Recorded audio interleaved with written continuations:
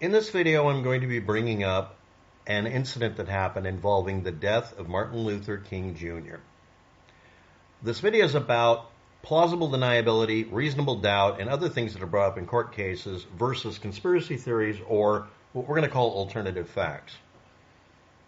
You have to know the source of where an assertion comes from, because that can be important. Other cases, it isn't. And honestly, in an ideal world, it wouldn't matter who said something. It would only matter what backs up what they say. James Earl Ray ran under many aliases for various reasons over time. Harvey Lowmeyer, John Willard, Eric Starvo Galt, or Eric S. Galt, George Sneyd, and Paul Bridgman. And who knows how many others. This is number one. That's a short list. That's not an indication of guilt. That's an indication of a person who does not wish to be tracked. That can be neutral, negative, positive, whatever. March 30, under the name Harvey Lowmeyer, he bought a gun from Aeromarine Supply in Birmingham, Alabama, and this is absolutely able to be checked on, correct or not? This is RFI, RFC, request for information, request for comment. April 4th, X number of days later, he rented a room under the name John Willard and then changed to another room which happened to overlook the hotel across the way. He then purchased a pair of binoculars. It was also found that he had a collection of information that strongly indicated that he was following the movements of Martin Luther King Jr. After the fired shot, witnesses saw someone matching his description and or definitively being him, because they recognized him for whatever reason, drop a bundle he was carrying. And in it was the rifle that was absolutely able to be traced to that other location, or not. These are the questions that are still persistent for a specific reason. Also found shirt and shorts that had tags from Home Service Laundry in Los Angeles, California. And they had a receipt for that specific work of Eric S. Galt. James Earl Ray then left in a white Mustang that was registered to Eric Galt. He then dumped his expensive film equipment into a ditch by the side of the road while cleaning out his car to then abandon it in Atlanta in a parking lot.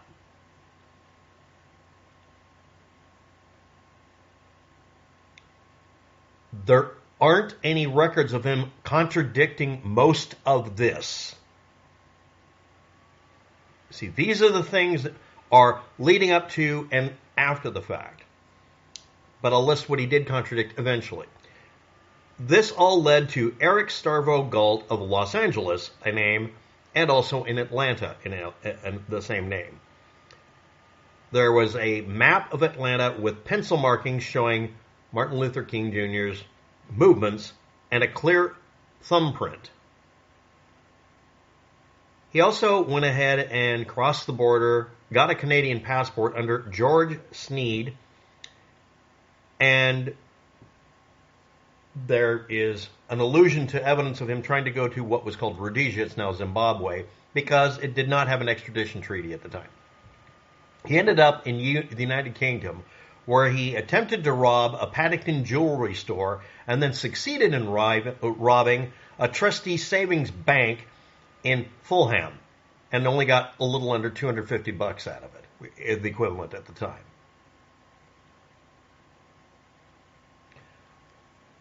Claims he made at one time or another will absolutely negate anybody complaining about him being put in prison, but let's move on.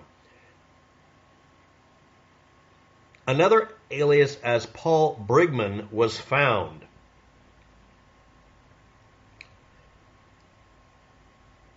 All of these persons were found to have the same fingerprints when checking their environment, except in the car that apparently was wiped to the point there were no fingerprints in it. But only after this all happened, and he threw out a bunch of equipment because it had fingerprints on it. If you're not aware of it, it's almost impossible to remove fingerprints from camera bodies unless they're made a certain way. See also looking up the black velvet method and why they're actually okay on a camera in many cases. Ray came up with many conspiracy theories, arguments, and round-robin discussions on subjects. I'm going to list only a few. The rifle that had his fingerprints on it was not the murder weapon. How would you know that if you weren't involved? The rifle with his fingerprints on it were dropped to frame him, so it can't be his. And then his story changed later. A con man, Raoul, did it. He was a getaway driver involved in the conspiracy to murder someone. Now I'm going to say something. Even at the time, if you're involved in a conspiracy to murder somebody, all of you go to prison for the same punishment. And if you don't know the guy's last name, Raoul isn't going to go to prison for it. They're all equally guilty. Why would you make such an argument? Most of these were actually arguments or claims he made to the press, which isn't required, apparently, to fact check whether or not that would make a tinker's damn of a difference. Do you have the name of the guy who did the shot? I want to have an argument. No argument. Do you have the name? No. Do you have any data? No. Is it somebody from the area? I don't know. Give it. Okay, I'm changing my story. The gun wasn't mine. It was dropped to frame me. But the place that sold it identified you from a photo. He also had a photo from like a dance place he worked at or went to, or a couple of other places that he was involved in, with him using various aliases everywhere that tied it all together. The lack of credibility in the individual and him changing his story is a factor. But again, emphasis added. If you claim you were involved in a conspiracy to murder somebody and they die, and you claim you didn't do the shooting, it's not relevant. That's the whole point of prosecuting under what is, if you're not aware of it, a conspiracy. Well, there's a conspiracy against me, but you claim you were part of a conspiracy to commit murder. That's why it's a conspiracy theory. Well, they should be brought to justice too. What are their names? I don't know. Then we can't do anything. It doesn't change whether he goes to prison for life. 1997. Now we're going to bring up where people claim it was the FBI that framed him, or that he's a patsy. Every trope possible.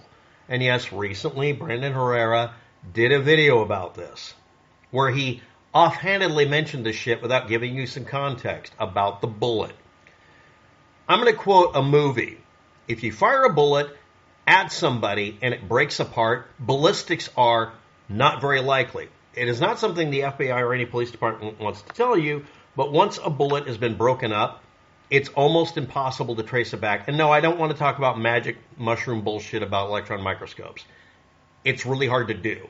The majority of bullets fired that break up cannot be traced back completely, unambiguously, beyond any shadow of a doubt. You're supposed to do that in a court case. That's the thing. Not have 15 different arguments and eventually say, yeah, I was the getaway driver, I was involved in a conspiracy, which means you're just guilty. He's essentially pled guilty in a couple of ways. 18 shots were fired from a Remington Gamemester Model 760 30-06 rifle. No analysis was possible on 3 of them because of the tendency of them breaking up, even when fired under ideal conditions, or into water tanks, or whatever. 12 had only one mark that fell short of the kind used to match any gun to any other bullet. 12 out of 18 only had a mark, and it was called a gross, raised, or bubbling, or distinctive, or unique characteristic mark. Now let's add 12 plus 3, 12, 13, 14, 15. 3 couldn't be used. Okay, 15. So we have at least 3 other shots that the defense did not want mentioned. What happened to them? Did they not match the gun? Did they match it perfectly? That's being left out because it was the defense that was requesting the test be done as well. So we want that. So a bunch of shit gets redacted at the request of the defense about the other 3 bullets. Maybe they matched the gun perfectly. Well, the majority only had one mark that was because the gun might have had barrel rot. People making the argument that that gun couldn't have possibly done it, even though it was almost brand new, have made the assertion it was shot out. Meanwhile, the defense is leaving out 3 bullet results. 3 were utterly worthless because of fragmentation. Now, what are they comparing it to? 3 fragments from MLK's body. The 3 fragmented ones, no analysis was possible because it was fragmented just like the one found in the victim. This is not the flex you might think it is. And it was a Remington-Peters soft point metal jacketed rifle bullet that was in the cartridge.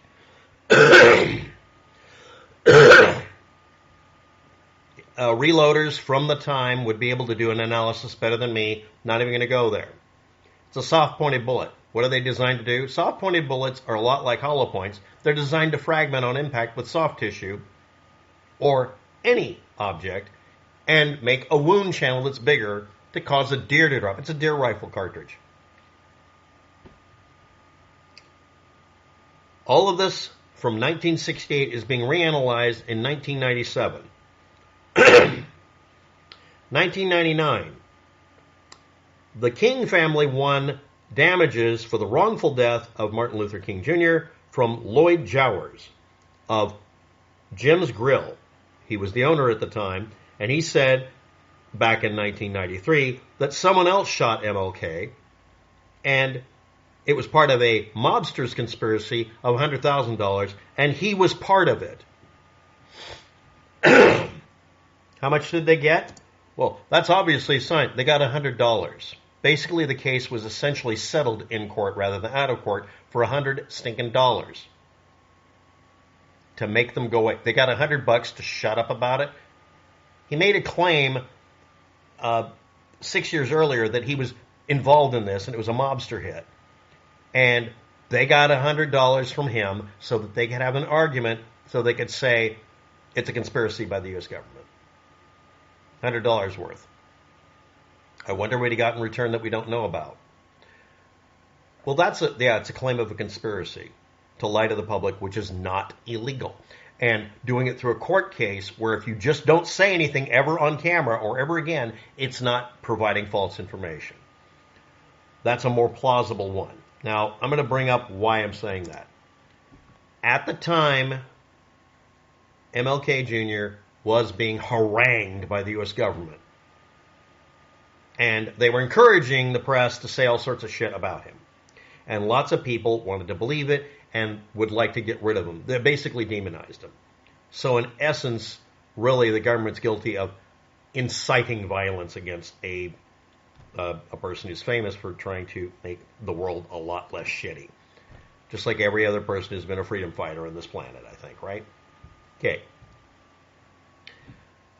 The guy who got convicted for it claimed to be part of a conspiracy that resulted in someone's death. Ergo, the punishment's valid. The reasoning behind it may not be in your opinion, but it doesn't change the outcome. Next, he's never given up on the other individuals, so if you believe all of this shit, it was a mob hit he was involved in, he claimed to be the getaway driver, and then he recanted that. And he's been doing desperately until he died, an attempt not to be guilty of this so he could get out of prison because he was dying from some sort of illness he caused to him because he got a blood transfusion while he was in prison.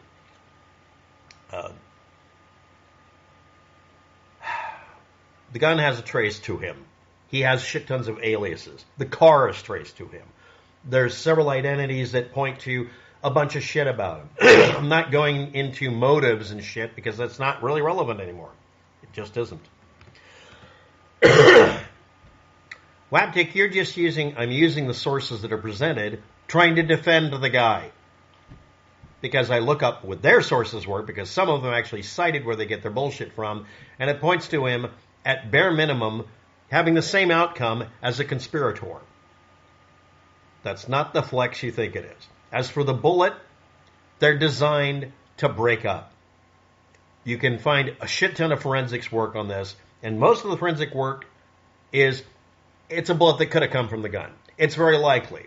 It's only used to prop up that it doesn't disqualify. Ballistic evidence can only be used to disqualify something if it's grossly inaccurate data. And nobody's shown a picture of any of the fragments, and no one's shown any pictures of the test bullets. Both sides don't want to do that. That's what I demand out. Opinion. I think he's guilty of actually doing the shooting. Mostly because of the bullshit. Thanks for watching. Have a good day. Good luck.